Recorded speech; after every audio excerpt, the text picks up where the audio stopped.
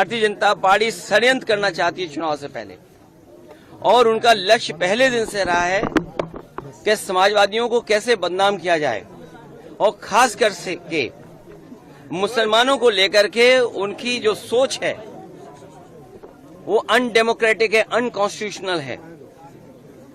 ये सोचिए, एक मुख्यमंत्री योगी, तो इसका मतलब ये है कि अगर कोई योगी अगर वो लोकतंत्र पर भरोसा नहीं करता है और कॉन्स्टिट्यूशन पर भरोसा नहीं करता, वो योगी नहीं हो सकता है।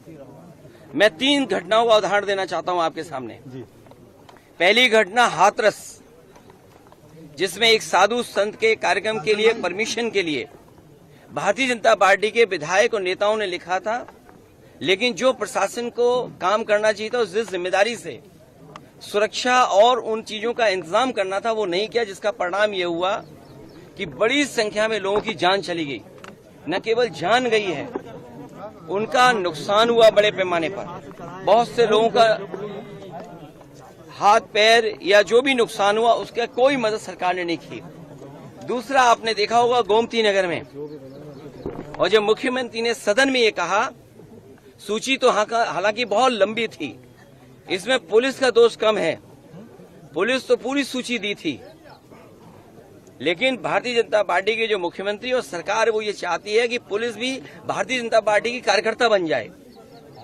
ये जो नए तरह का काम हो रहा है कि पुलिस को भी ये भारतीय जनता पार्टी का कार्यकर्ता बना रहे हैं। जब पुलिस ने सूची दी सब नामों की, तो आखिरकार मुख्यमंत्री जी ने केवल यादव और मुस्लिम का नाम क्यों पढ़ा?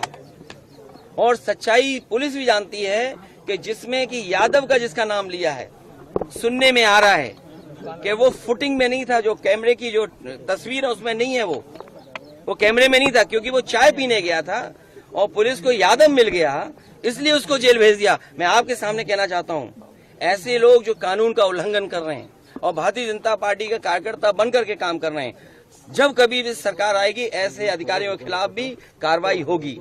और तीसरा उदाहरण, अभी रुक जाइए, तीसरा उदाहरण अयोध्या का, जिसमें कोई पॉलिटिकल पार्टी, अगर समाजवादी पार्टी ये बात कहती है कि डीएनए टेस्ट होना चाहिए, कैसे मुख्यमंत्री हैं ये, इन्हें कौन राय दे रहा है? ये कानून किसका संशोधित है?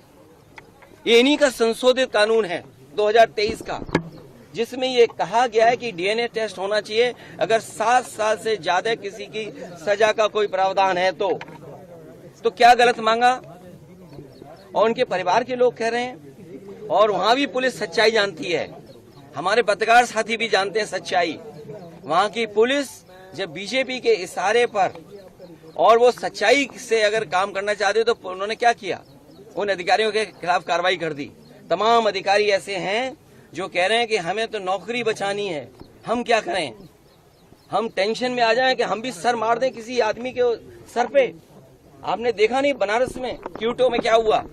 अधिकारी पे इतना प्रेशर, इतना प्रेशर, इतना प्रेशर कि वो आकर के सर मार दिया उसके व्यापारी के। सोचिए आप, इसमें तमाम ऐसे लोग हैं, आप अकेले में बात करना कितने प्रेशर में जीवन जी रहे हैं।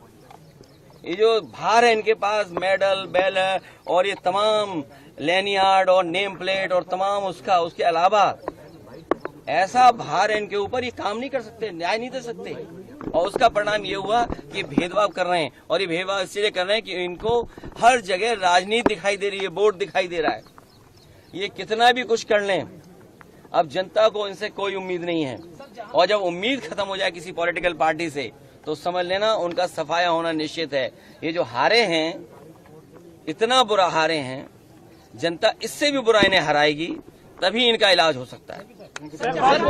वीडियो देखने के लिए धन्यवाद। लाइक करें, शेयर करें और हमारे चैनल खासदार टाइम्स को सब्सक्राइब करें तथा रोज नए अपडेट्स के लिए बेल आइकॉन को प्रेस करना ना भूलें। साथ ही देश और दुनिया की ताजा तरीन और स्थानिक खबरों के लिए हमारे वेबसाइट www.khasdartimes.com पर विजिट करें। धन्यवाद।